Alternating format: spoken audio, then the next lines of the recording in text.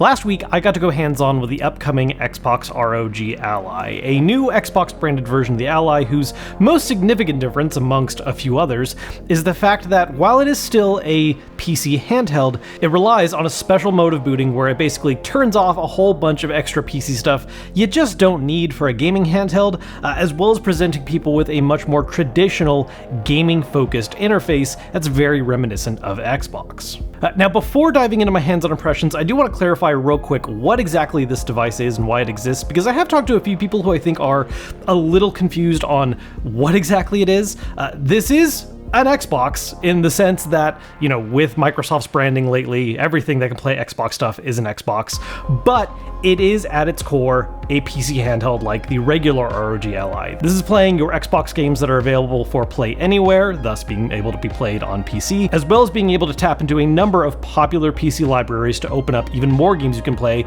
like with Steam or Battle.net. What sets this apart from other PC handhelds like the regular ROG Ally is an emphasis on a more traditional console-style user experience. There's some other updates and changes as well, but the big thing is the fact that, you know, while using a regular ROG Ally is going to present you with a Windows-style desktop, and there are some ways to simplify the experience a little bit using Armory Crate, you're always dealing with a desktop PC experience shoved into a handheld form factor, something that I'm personally not a huge fan of. There are some folks out there where this just isn't an issue whatsoever and they're fine with it, but I like the idea of my handheld, well, feeling like a dedicated game console. This is why in the past when I've talked about things like ROG Ally versus Steam Deck, even though I absolutely enjoy the power that comes out of some of these alternate options like the Ally X, there's a part of me that really prefers the Steam Deck experience as far as something that feels like a traditional handheld. And that's what this Xbox collaboration with ROG is settling out to do.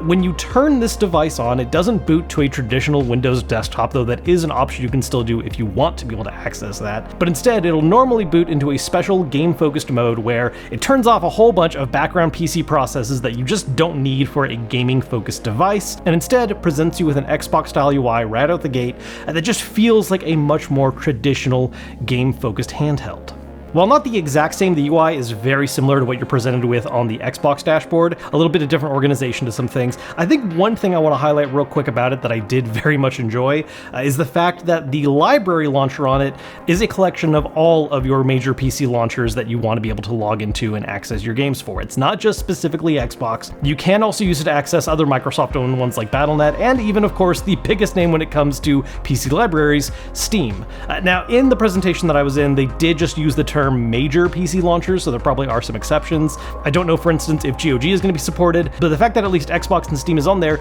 does cover a lot of major bases. Now, one thing I do want to highlight is that not only does this alternate boot experience does give you a more traditional gaming experience, but one of the other benefits should be that because it's not running a lot of additional PC processes that it doesn't need to because it's focused on this mode, you should be able to also see a little bit of improvement in performance in some games compared to how they would be if all those background processes were still going on. As part of the demonstration that I got to play, I was using specifically the Xbox Ally X, which is the more powerful of the two models, and while I don't have the ability to directly compare that experience to any other PC handhelds because I only had the Ally X on hand there during the demonstration, we did play the new upcoming remaster of Gears of War, and it ran great. I'm curious to see how that compares to like the current Ally X or the Steam Deck once that fully releases, but at least for that tiny snippet of gameplay, I did get an idea for the fact that, yeah, this is a competently powerful handheld. Now, aside from the user experience adjustments, there are some other things going on physically with the unit I want to highlight and talk about, and the first thing is those handlebars. Aesthetically, not a fan. Not something that I think is great for the look of the system, but it is 100% a functional choice. As much as I like the look of some other PC handhelds, it is a recurring thing that handhelds are just not always going to be the most ergonomic experience. It's always a battle between trying to have something that is both portable, but also going to be comfortable to hold. And you can't really accomplish these goals at the same time. And so in the case of the Xbox ROG Ally, instead of opting for the kind of curved back grip that you'd have on something like the regular ROG Ally, instead we just have full-blown Xbox-style handlebars, which absolutely impacts the portability. Not a great look in my opinion, but man is it significantly more comfortable, at least from the time that I was able to hold it in my hands. Much more ergonomically satisfying than other PC handhelds. It comes at a cost, but it is one where, you know, if my focus is just trying to play games, that's a choice that I prefer. Alongside the handlebars, this design also does come with a brand new Xbox button that is not present on the current ROG Allies. This does all the things that you would expect the Xbox button to do. It opens up the guide, you can do that from the dashboard, you can do it from in-game. It's just your easy hotkey to be able to access different immediate commands and menu options that you want access to, including being able to access armory crate functions like you would have on a current Ally. One button that is pre-existing on the current Ally, but I just love to have here because it is new to an Xbox-style interface,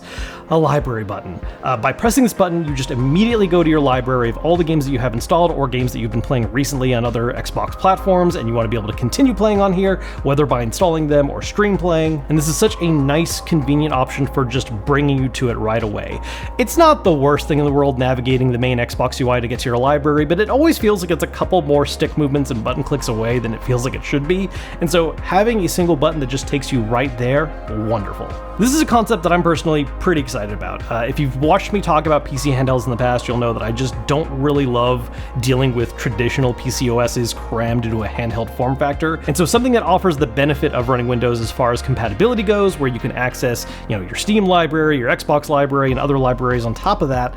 while having the more user-friendly experience of the Xbox UI, is basically something that I'm the target market for.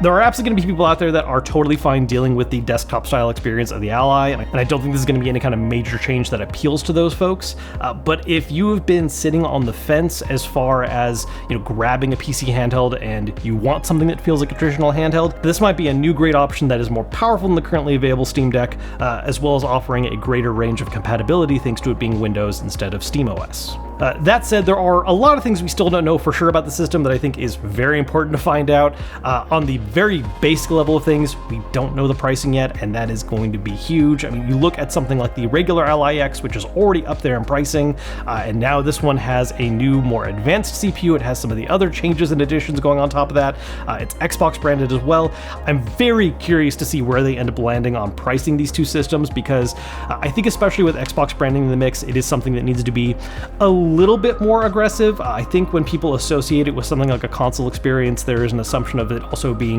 a lot of bang for your buck, a little bit more affordability, and frankly, I am a little afraid it's not going to be as low as some people are hoping it will be, but we just don't know that yet. There's also the fact that while, yes, the little experience I had with Gears of War felt really great, there's a lot more in-depth testing I would love to see in comparison. Again, this should be able to run games even better, not only because of its enhanced CPU, but because of the fact that it's turning off a lot of background processes that you otherwise have with other Windows PC handhelds. But how significant of a difference, we just really have no idea until people are able to actually have some direct hands-on testing and see how this goes running the same games up against the regular Allies, the Steam Deck, or whatever other popular options people want to see how they stack up with price-wise. As someone who just loves to play stuff handheld and will even pick that experience over a traditional TV setup, this is something that I'm very excited about. Again, I feel like that cross-section of just offering a more powerful handheld that still has that traditional handheld style UI is right up the alley of what I'm personally looking for, and I am curious to see how well it ends up resonating with a lot more people, especially once we know what the pricing ends up actually coming out to. So those are my thoughts on the Xbox ROG Ally, at least based on the limited time I got to spend with it. I do think this is shaping up to being something potentially very special. We just really need to see where it ends up landing as far as pricing and where that performance really stands in comparison to a bunch of the other options that are already out there. As always, if you enjoyed this video, hit the thumbs up button to let me know. I've got a whole bunch more content on the way very soon. I'm playing a little bit of catch up right now and have a bunch of Switch 2 stuff I want to talk about, so if you don't want to miss out on that stuff, make sure to subscribe, and I will see you all very soon.